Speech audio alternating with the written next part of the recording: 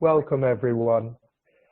I want to take this moment to dedicate this Shavuot morning to all of our teachers, in particular our Rabbi Amy Bernstein, who leads our congregation and gives us such beautiful Torah and has created this community each and every Friday.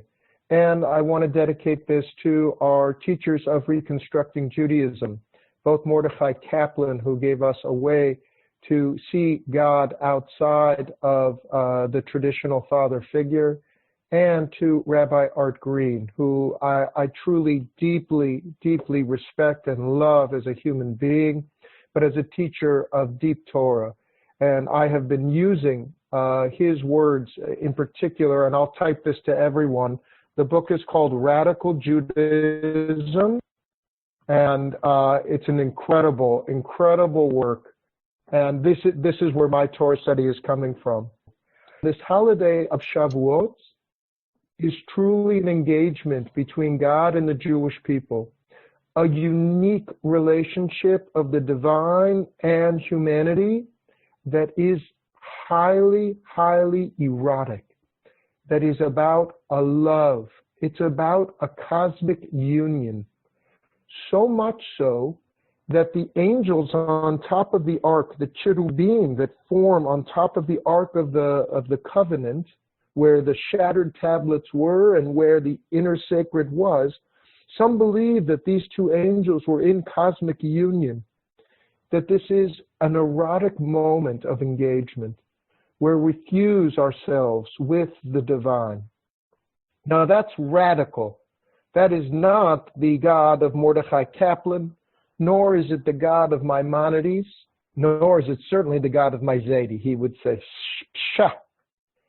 And yet, I think Shavuot is so beautifully erotic and love-fulfilling that if we can melt away where ourselves end and where the cosmic divine universe begins, we are always sharing in this moment of Torah. And that is the prayer, La'asok b'divrei Torah, that through the words of Torah, through the awe of God and Torah, we become unified. And so, we spend so much time on our tech these days. Can you hear me now? Is my sound clear? Do you see me? What's the text? We need to believe deeply that we are always connected to the source of the divine, and that revelation is a constant, that this moment is a window for us to look at what revelation is and can be. And I look forward to sharing with you.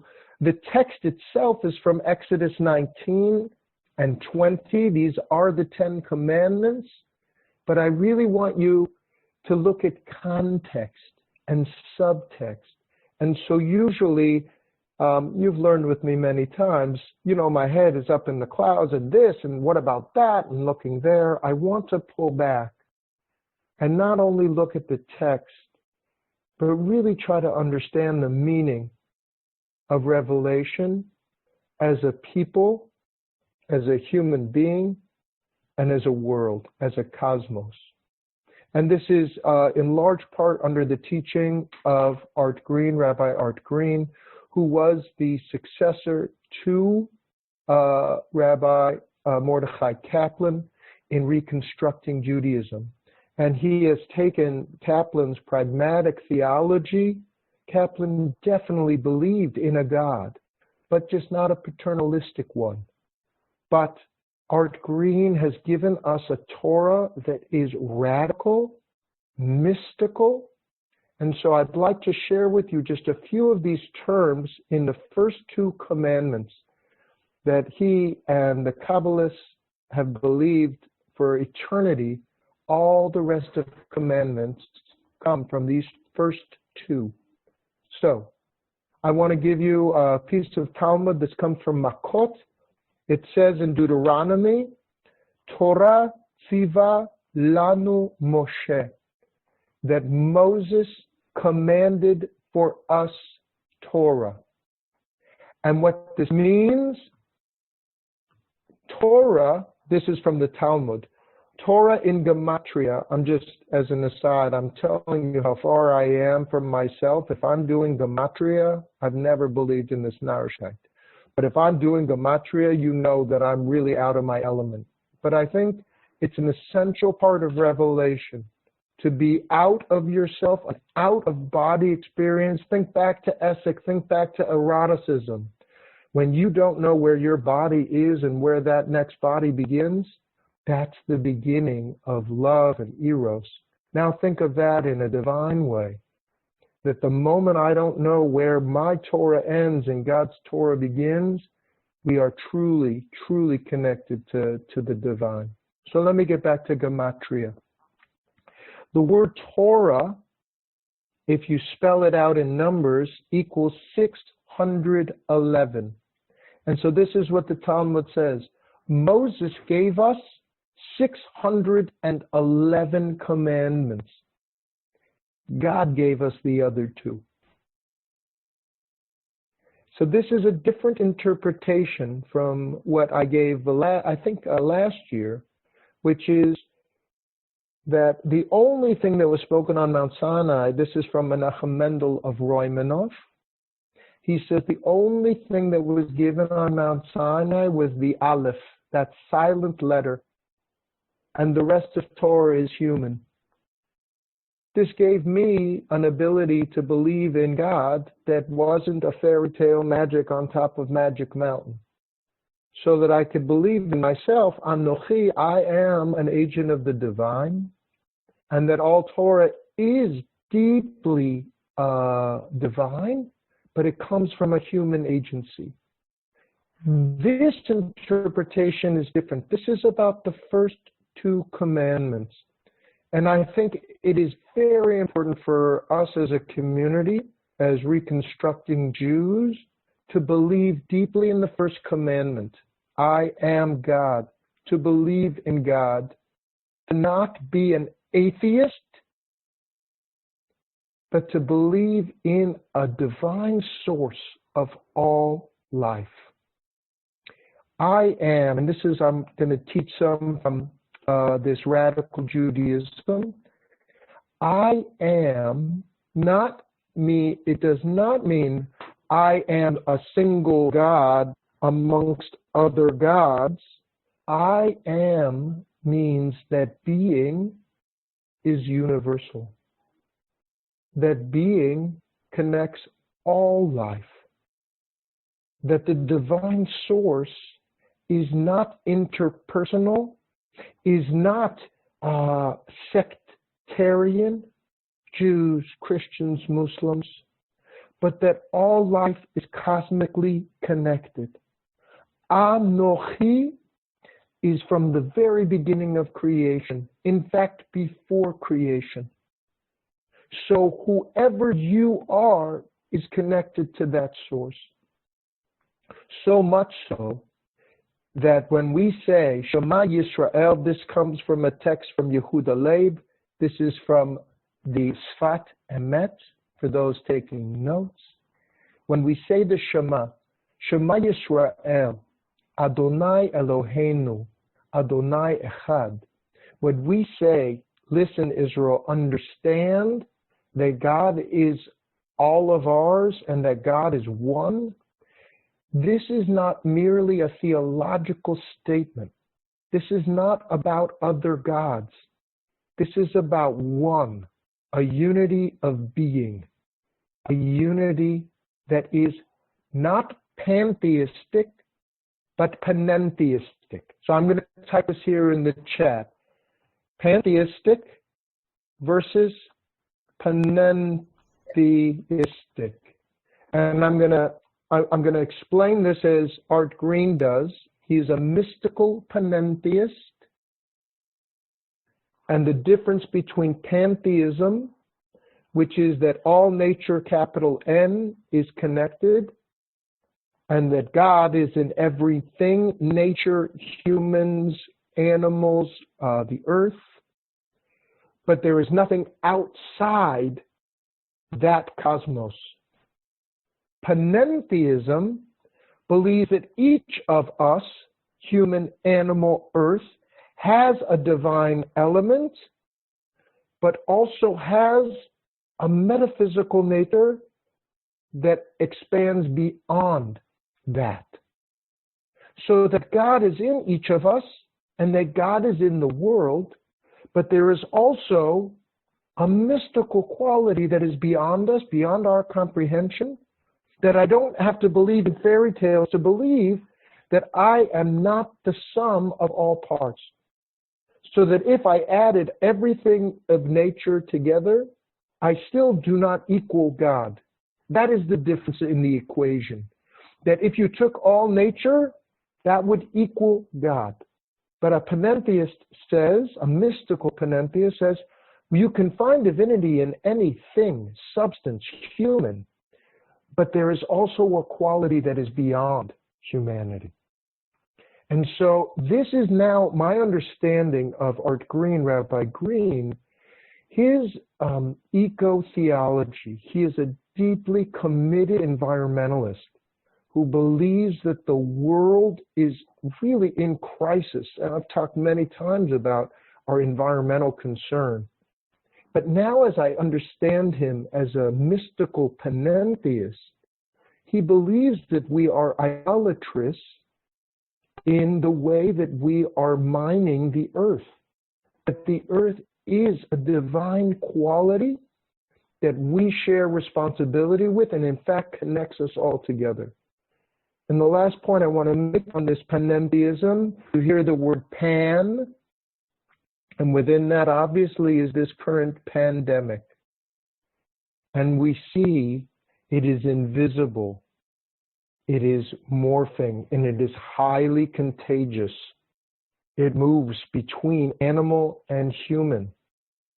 It is very frightening, but you can turn it on its head.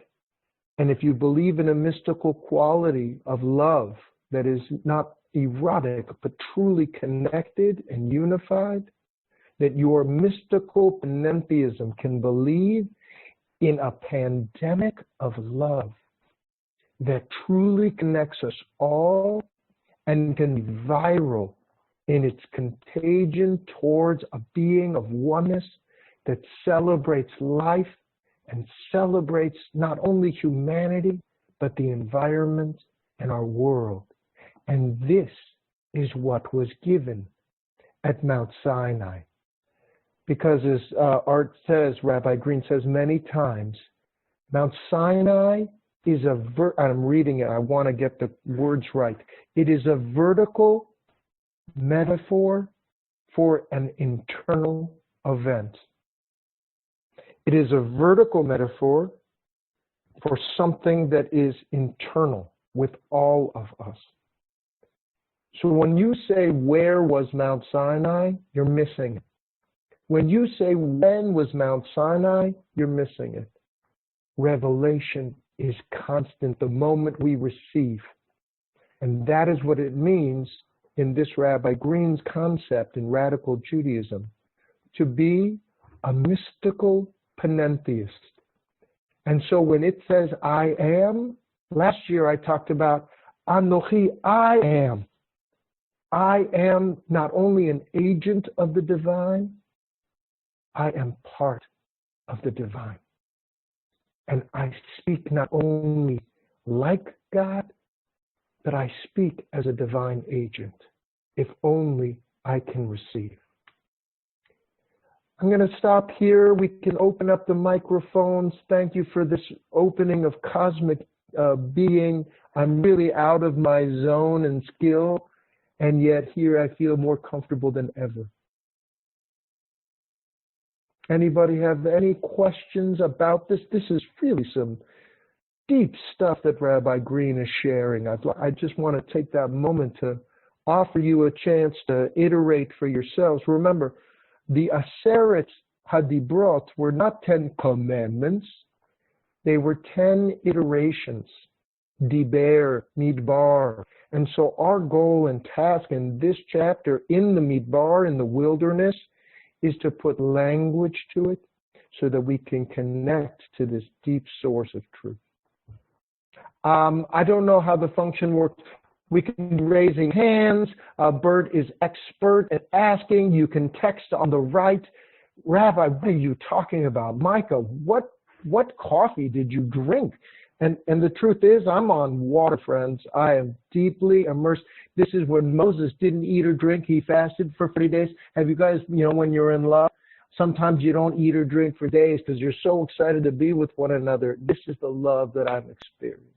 So please, I'd love to hear some thoughts, consideration, what resonates. And by the way, Mordechai Kaplan, what are you talking about?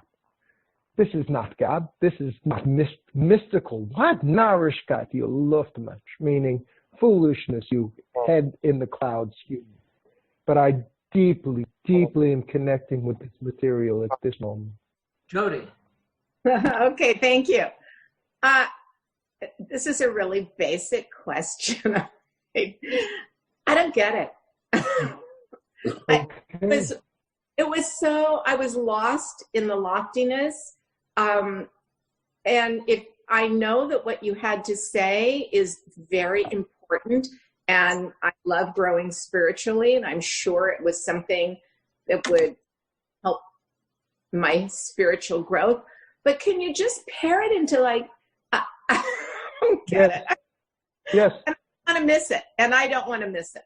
So let's go back to the Shema. It is not that God is one. It's not about other gods. It's about God is singular. Everything is divine. God is not, it's not about one God. It's about the one. Okay. So from there, I have to believe not only each human being is divine, but that all material nature shares in that divinity. By not pointing to it and say, oh, that rock is God. This is the mistake of idolatry. We must believe that we are not only agents of the divine, but divine.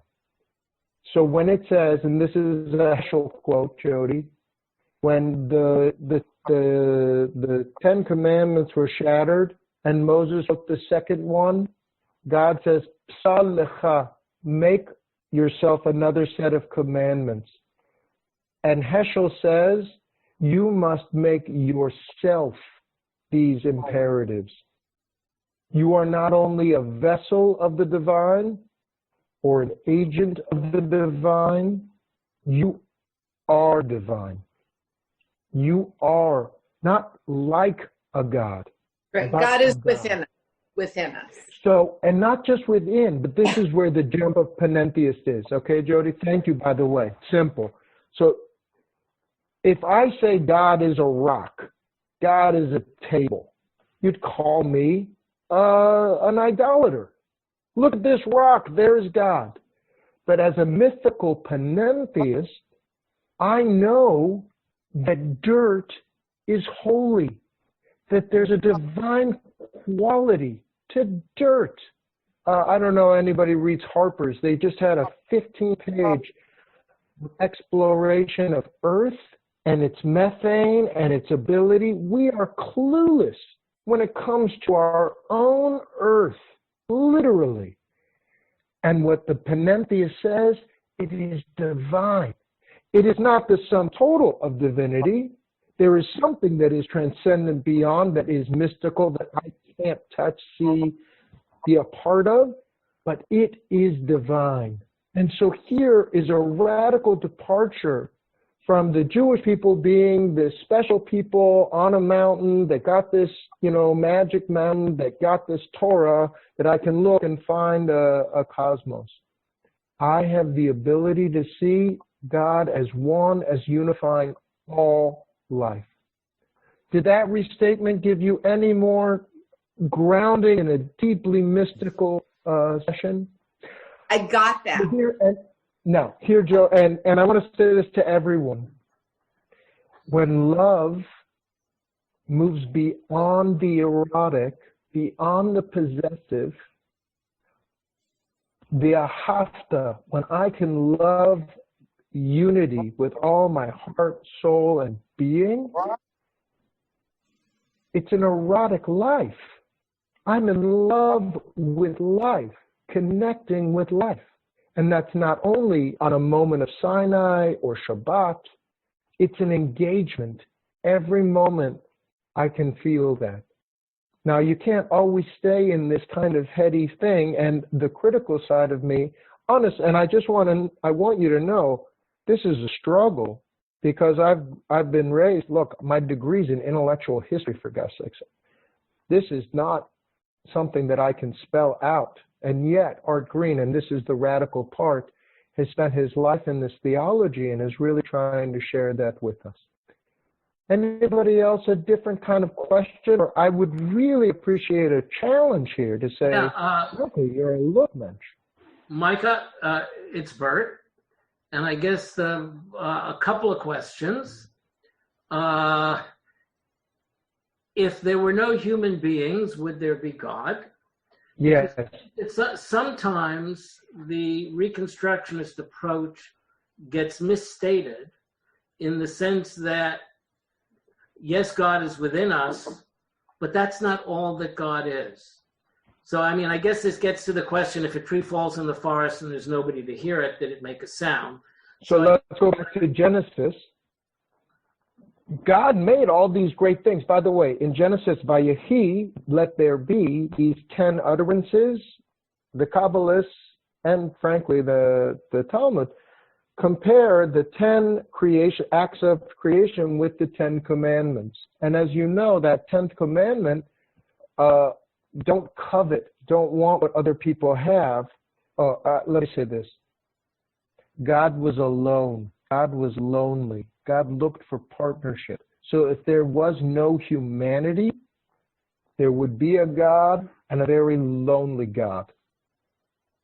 A very lonely God. And this is why that second commandment, do not have any other idol, do not have any other object that is me. That is why we are the agents of the divine. And if we did not exist, God would be cut off from this connection. This is obviously my faith. I can't, and this is, he says this many times. He's intellectually honest.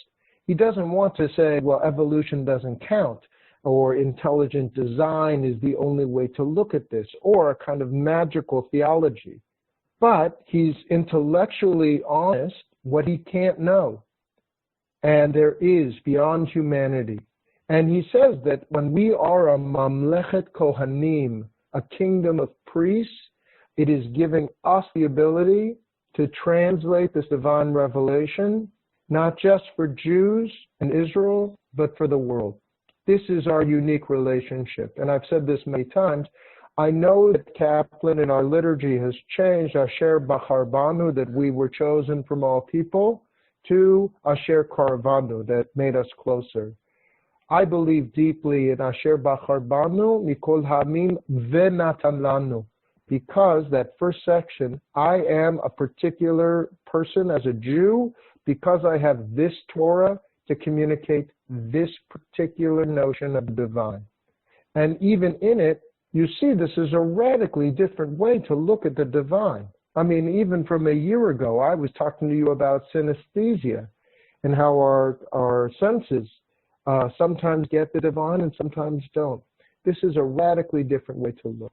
So that's a very long answer to a clear question. So where does prayer come in all of this? And I think this is one of the difficulties sometimes of Reconstructionist prayer, is that we praying to ourselves. Are we just, I mean, and how is this different from Jewish humanism? If we're connecting with God, what are we connecting with?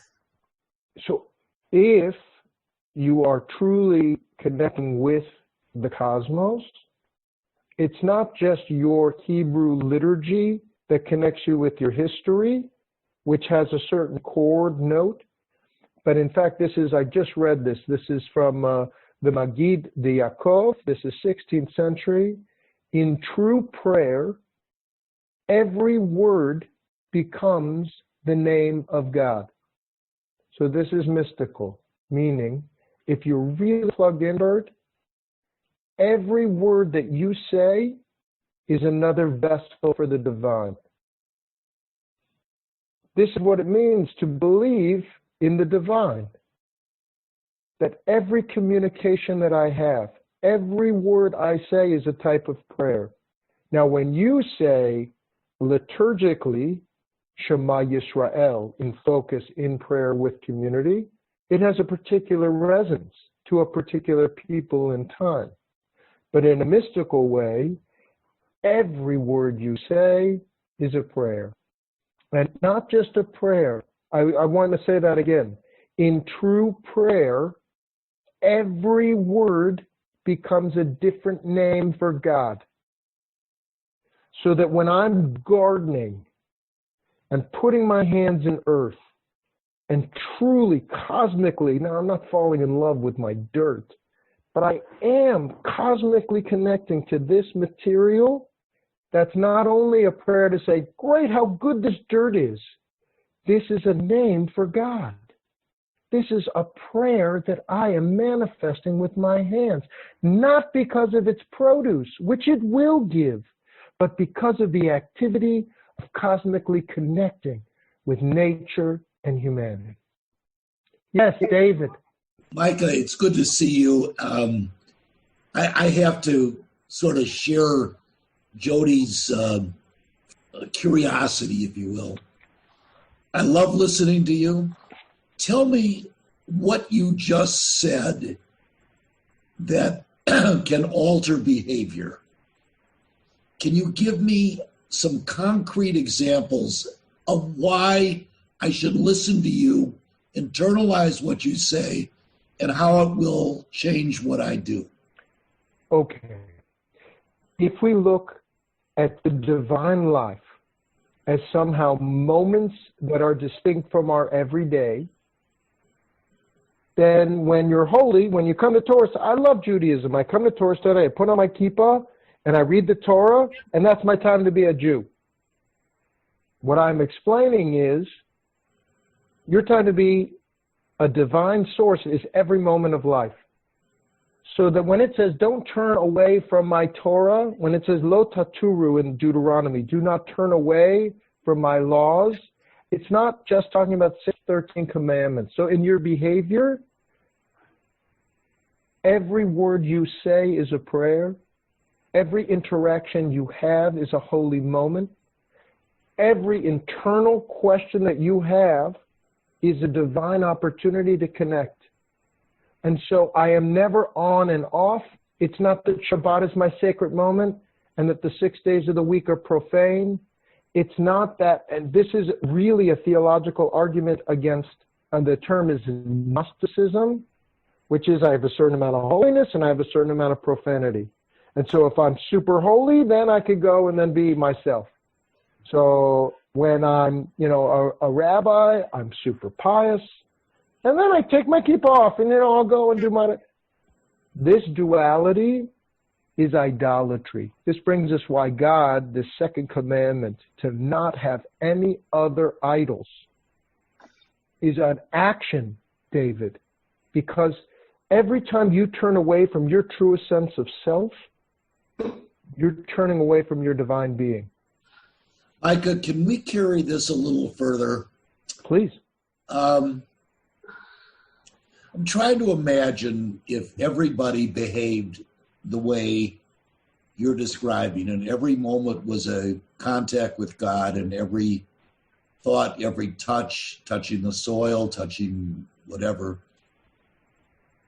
What kind of person would you be? Would you be boring? Would you be monochromatic? Would you have any reality in the world? Would it matter? How do you behave in that way all the time and not be a robot? I think it's the opposite of robotic. Let me just reinterpret. Kol hadivarim ha'ele. God spoke all these divarim things. Everything that I'm doing right now, Do I sound robotic in this explanation? I feel incredibly organic and, by the way, liberated, because I'm not trying as human being to understand what I need to say to you right now in order to be loved, accepted, respected. I'm trying to live organically with the universe. And my art and my poetry are not forcing myself to be understood. I'm trying to receive and understand that I am divine. This is the radical that I'm going to go with, Art Green. I'm going to just add this layer. I am the Lord your God who took you out of Egypt to be your God. When you're in a narrow strait and you're saying, I'm human, this is what it means to be me. I am me and you are not. You are an idolater in a sense. I am special. I am unique. I am one. I am. Oh yeah, are you? But when Ani Adonai Elohechem, I am the one who took you out of those narrow straits to be, and this says, Lihyot lechem leElohim. And it's translated as, for you to become for you to become one with God. But you could also translate it, for you to be a divine. For you to be divine. Now, this is, David, and I'm going to really address your challenge. Yes, I will feel robotic and basically castrated if I don't get my sense of eroticism, my sense of pleasure, my sense of taste. But I think I'm actually totally mistaken in my own corporeal body nature if the only time I feel totally good and full is when I'm eating, drinking, enjoying those things. But if I always feel a part of this world, cosmos, in this way, in this divine agent, if I'm crafting myself every moment, who am I supposed to be? When it says, where are you? That's not a location. Where are you is, what is this divine soul? Then each and every moment, each and every conversation, you know what? It's actually, and it's not easy, but it's not hard. It's broad, because I'm really trying to take in what it means to be this divine source. Micah, let me just again, and I'll surrender because I'm fascinated by this. Are you saying that there is a cosmic chess master and we're all swimming around in a swamp, and you're trying to elevate us out of the day-to-day pleasures and move us to some level of holiness, which if we achieve it, we will maximize the quality of our life? I am saying the exact opposite. That in every so I profane don't understand you. in every profane moment, in every sip, in every exchange, and I see that person next to me, that waiter, I see as another divine being, I'm going to behave differently. When I see that angel, every moment, every human being, there is no profane. It's all sacred. And every time I turn away and try to be materialistic about it, material is divine. So you're doing all of the same, I'm doing all the same things. Like George, when George plays tennis, it's not like he's just playing tennis. He's actually living this cosmic interplay between two people or four people. I don't know, George, I forget how you play. But that trick to live present with yourself, I think, is the opposite of putting yourself on a mountain. And this is what art is trying to say. Be radical in how you live every moment. And that's listening to music, and that's going out, and that's doing all the things. And even in our isolation, we're not isolated. And that's not being holy by being pure and being silent. Because look, if I truly needed to be that silent, this would be a meditation session. But God spoke, the divine iterated all these things at Kol HaDevarim, the totality in that moment. And that's what I can believe in. I can believe in a divine that is part of everything. How do I play that out in history? That's the role of the Jewish people. Without being racist, without being exceptional, and admitting that I don't know everything. That's this panentheism. that I don't get it all. Is that, okay, I know we're not going to, we talked about this, Bird and I, sometimes the only way to solve these things is Rochambeau. Okay, rock, paper, scissors, you win, I don't. No, of course not. So Mark, please. Okay, Mark. we have three people. We have Mark, we have Jody, and Mehmet, in that order. Thank you. And thank you guys for letting me share this. It's really beautiful, a beautiful chance for me to share, even in these screens. Thank you. Mark, please. I'm really struggling with this, and I think in general, for two major reasons. One is because I am so new to Judaism and know so little that much of this is just, for me, a lack of exposure, a lack of knowledge.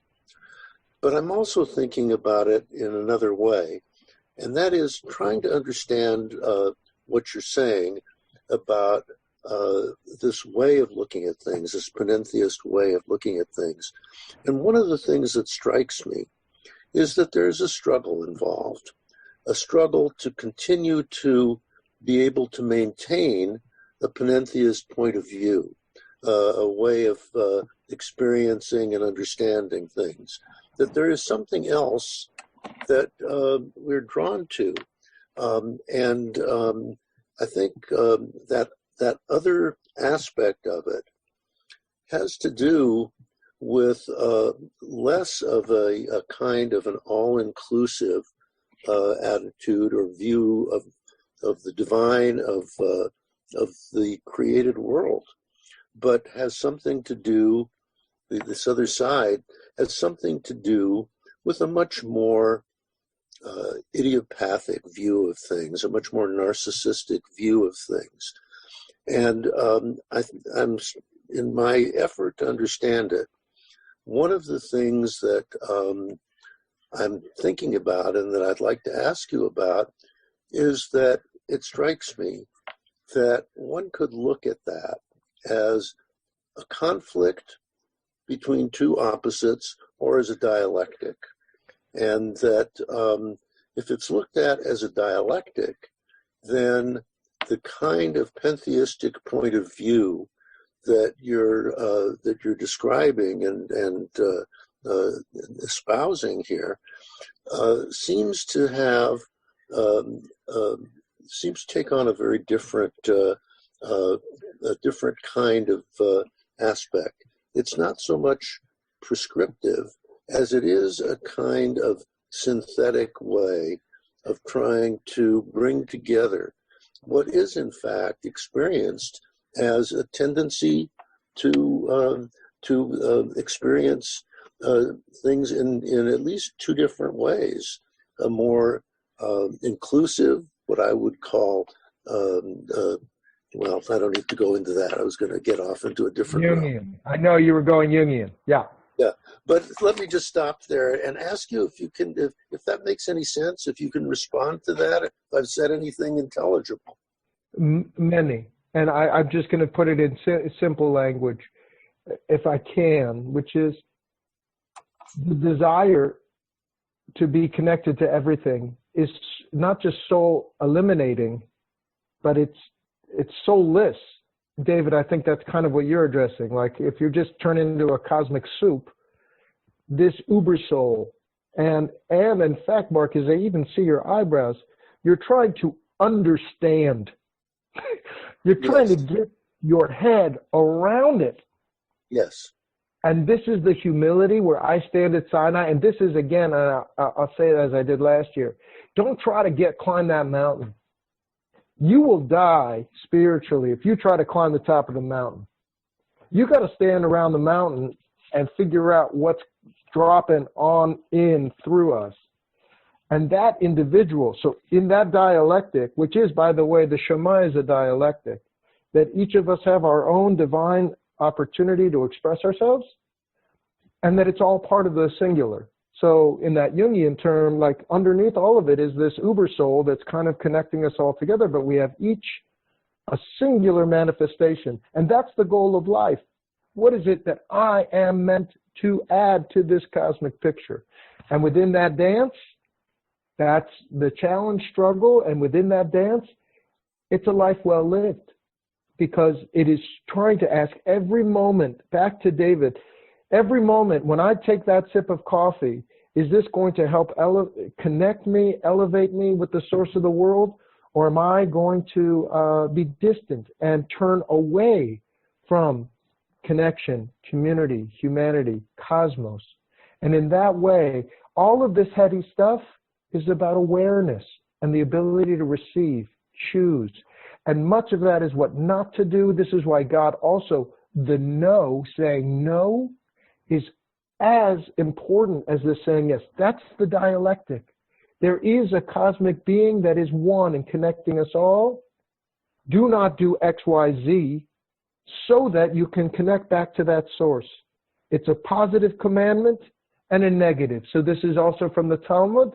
It says that the first commandment is 248 commandments of positivity. I am. This is what you should do.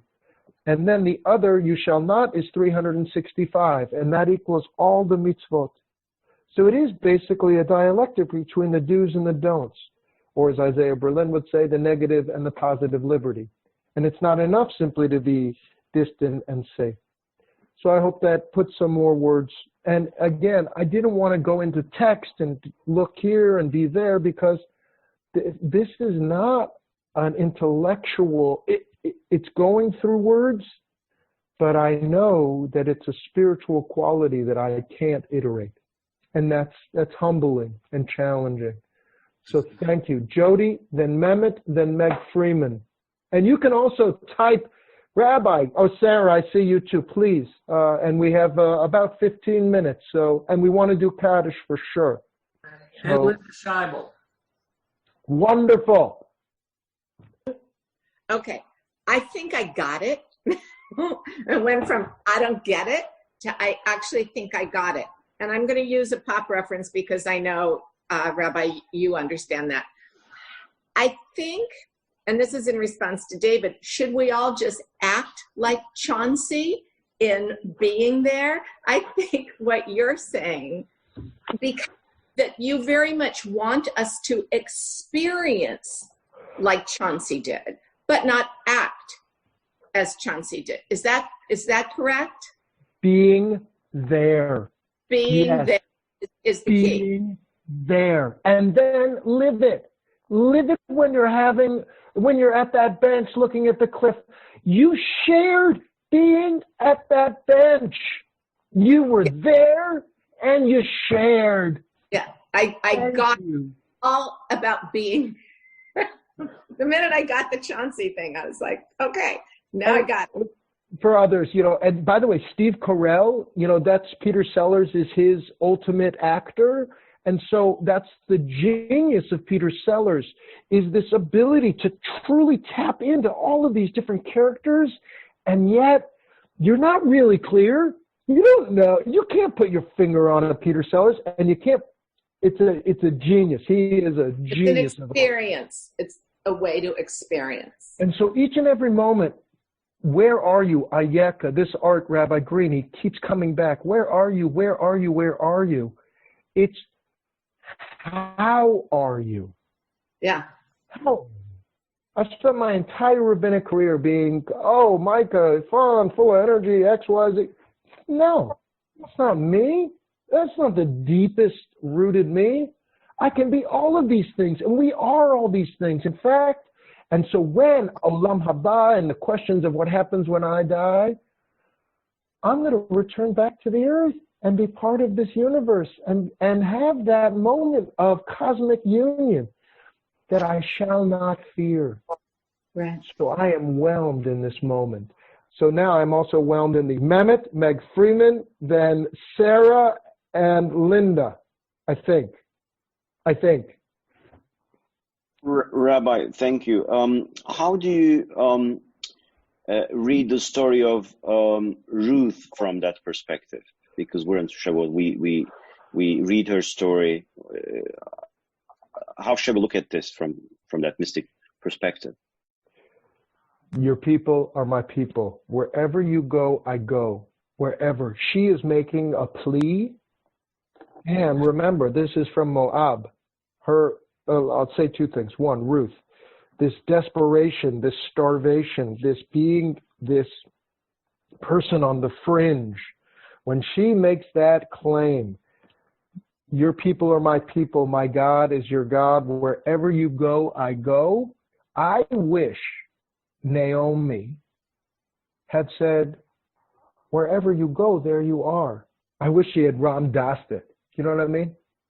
Mm-hmm. Your people are my people. And this is how a Moabite and an Israelite can come together to make King David 10 generations later. That the radical other is part of ourselves. And so truly that Ruth, the story of Ruth as we read it is this woman from the outside coming to be celebrated as part of the Jewish people. This radical reading would invert it and say she was always part of this universe. And she just came to discover herself. And so her choosing was already chosen from the beginning. So remember, you chose Judaism, but did you choose Judaism? No, it chose you. It was a coming around. There was an inevitability that keeps you connected wherever you are. You're in Turkey. I know. Yeah, you had to leave, but did you leave? No. I mean, you're always there. Screen has Is your Zoom different than our Zoom? Because you're on the other side? You're always there. Yeah. So that's how I would answer that. And forgive me again, I'm being so mystical. I love it. I mean, I'm totally sober, but it's really some intoxication. That's the Shavuot moment too. Please, we have Meg Freeman. Gosh, guys, you guys are, I can't wait to be with you again. I miss you, but I don't. Okay. Is it me? Is it me? It's Meg, and then Elena. And it's so good to see you guys. Michael, so good to see you. Here's Meg. So, thank you so much. As far as I'm concerned, this is the conversation because for me, just to share, I have an understanding of this outside of Judaism, and the reason why I'm here is to connect it and see where it is in Judaism.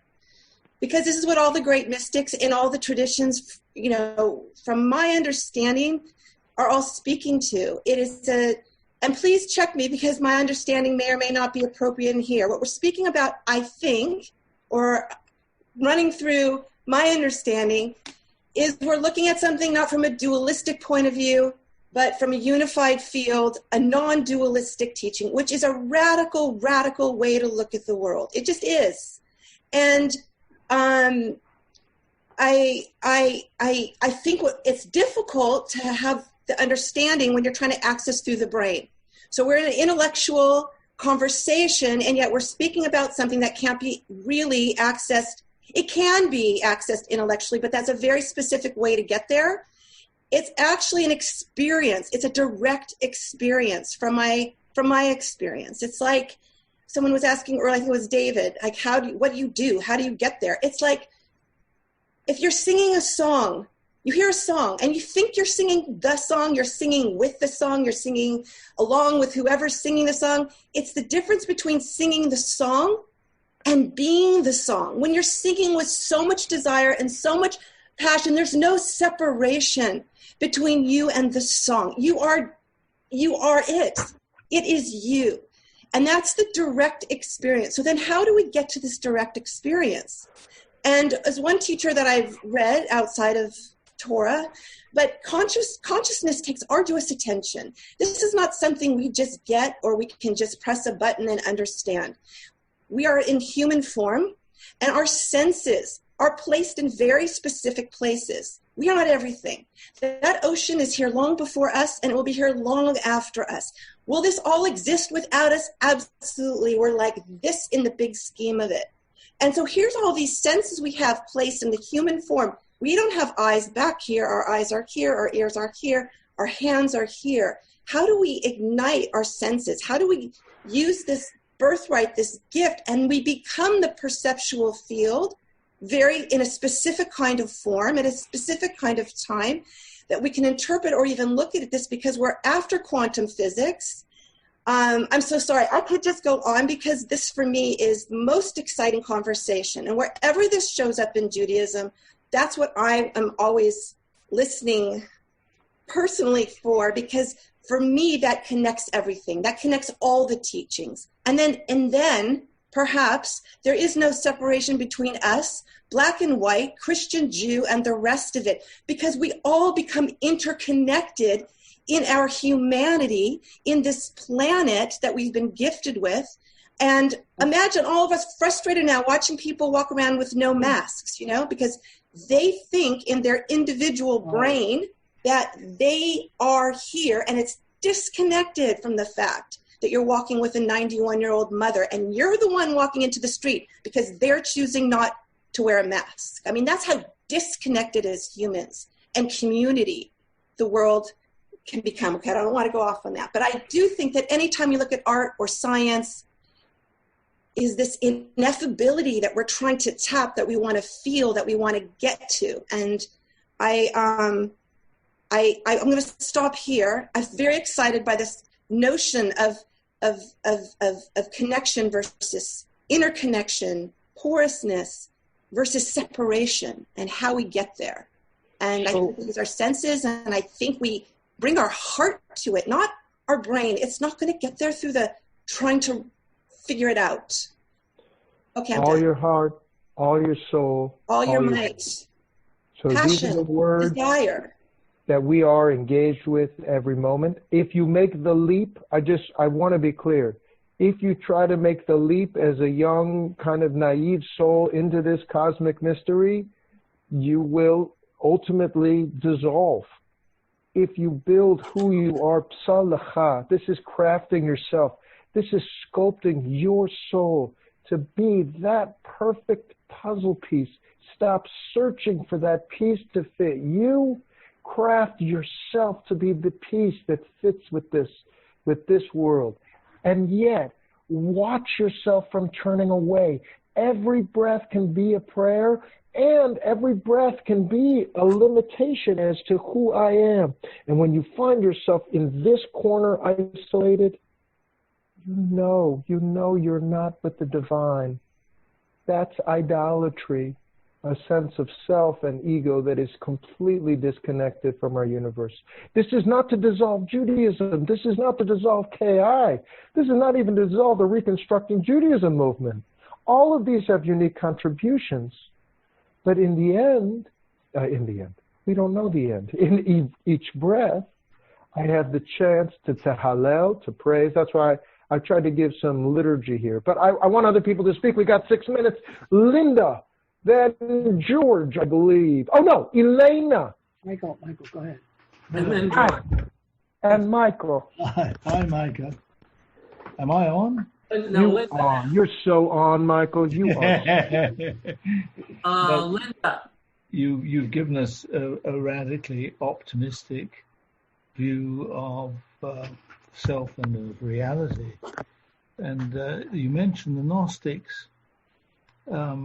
It's always struck me that in many ways the Gnostics were exceptionally brave in that they accepted that the larger whole of the panentheist it has to embrace what we regard as evil. Now, it doesn't mean that it is evil, but we certainly regard a number of things in this world as evil. And I'm wondering whether you could, this could go on forever, of course, but it seems to me that the radical pessimism is also an important philosophy to think about, to meditate on. Radical pessimism and not simply optimism. But that, of course, will take us into 7,000. 30 seconds. I'll speak to Isaiah, who speaks to the Gnostic, who says God encapsulates both good and evil. Our liturgy takes evil and says Osea Tara and converts it to Osea Takol, that's part of totality. And I won't say that all evil may be good, because that is not true. We have identified evil in our world. We can identify evil yesterday. And yet, I have to have a negative theology that says not that, to iterate or not iterate, to feel a part of that which is the first commandment.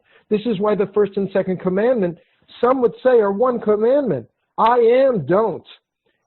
what we are separate from the Gnostic is that these are two separate deities. These are two separate entities fighting one another. This is our cosmic soup. And the more that I can understand my own special sauce, that melting pot of the cosmos, I can celebrate it with love. And so when I see challenge, I only see opportunity. But now I'm getting into prayer and rather... We have Linda and then George. Linda and George. And then Kaddish. I'm going to save my question for another time because we've gotten far afield from where I had to. Well, then you could text me privately or call me right after this. Thank you. George? Yes. Thank you. It's fascinating. God created people in their own, in his or her own image, but man has created God in our image. And so the interpretations of what God is totally different. What I've heard today is the most spiritual, unifying theme that I have ever heard. But it is also like magic. Kierkegaard said the bigger the magic that occurs, the more faith you have. So I congratulate you, Rabbi, for having this magnificent faith. There are other reasons to think of unifying the world and bringing peace. I thank you for mentioning my tennis. I feel very lucky when I play. I am a tennis player, and I play because that is my escape from the real world. And I will say, George, it's not your escape. It's your way of being. I beg to differ. And here, I just, with this magic and this theurgy, this is not magical thinking. We have to separate. We have to be rigorous in our intellectual truth and cosmic in our mystical risk. That is the two pillars. And so as we say now, a mishaberach for all, and I'm so grateful. I mean, I would cry. I am crying, but I'm also singing. And, I'm in love with you, all of us. And as we say this prayer for mishaberach, I know we all have souls. We're thinking of all those that are ill in all stages, not only within this particular illness, disease, but in mental and physical strength. But to this point, we are all connected in this. We are all ill and we are all well. We are all part of the solution, and we are all struggling in this pandemic together. May we find our source of strength in facing these challenges with the Spirit of the Divine through us and with us, and then iterate that interaction to go and help, to be in a mask, if whatever you can do necessary.